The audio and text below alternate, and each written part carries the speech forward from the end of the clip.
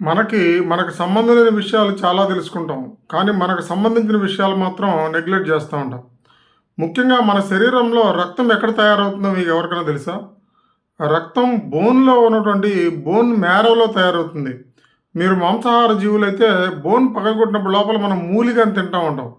అది, అది రక్తం పుట్టేటువంటి ప్రదేశం. అక్కడి నుంచే రక్తం తయారవుతుంది.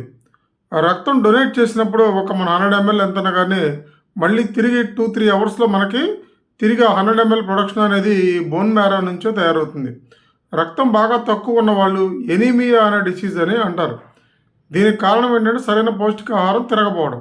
రక్తం బాగా పట్టాలంటే ముఖ్యంగా తినవలసిన పదార్థాలు రాగి జావ, వేరుశనగ పప్పులు, అలాగే లివర్, యానిమల్ లివర్ అనేది రక్తాన్ని విపరీతంగా బూస్ట్ చేసిద్ది. అలాగే మహిళల్లో రక్తహీనత ఎక్కువగా ఉంటుంది కాబట్టి వారానికి ఒక రోజు వాళ్ళు ఐరన్ టాబ్లెట్ తీసుకోవడం ద్వారా ఈ రక్తహీనత నుంచి బయటపడవచ్చు. అనేక జబ్బులకి, బలహీనతకి, నీరసానికి కారణం శరీరంలో ఉండాల్సినంత రక్తం లేకపోవడం, దాంట్లో హిమోగ్లోబిన్ లేకపోవడం.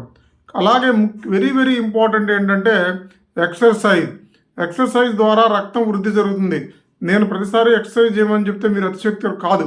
అనేక మంది పిల్లల్లో జరిగినటువంటి పరీక్షల ద్వారా చెప్పింది ఏంటంటే ఈ రోజున్న కార్పొరేట్ పాఠశాలలో పిల్లలు ఆట లేకపోవడం వలన వాళ్ళు విపరీతమైన రక్తహీనత ఏర్పడింది. ఆడడం ద్వారా, ఎక్సర్సైజ్ చేయడం ద్వారా శరీరంలో రక్తం అనేది వృద్ధి చెందుతుంది. కంపల్సరీగా పిల్లల్ని ఆడించండి. మీరు కూడా ఎంతో కొంత వ్యాయామం చేయడం ద్వారా రక్తాన్ని అభివృద్ధి చేయొచ్చు. రక్తం లేకపోతే అనేక రకమైన రుగ్మతలకు గురయ్యే అవకాశం ఉంది. ఈ అవగాహన కలిగి ఉండండి.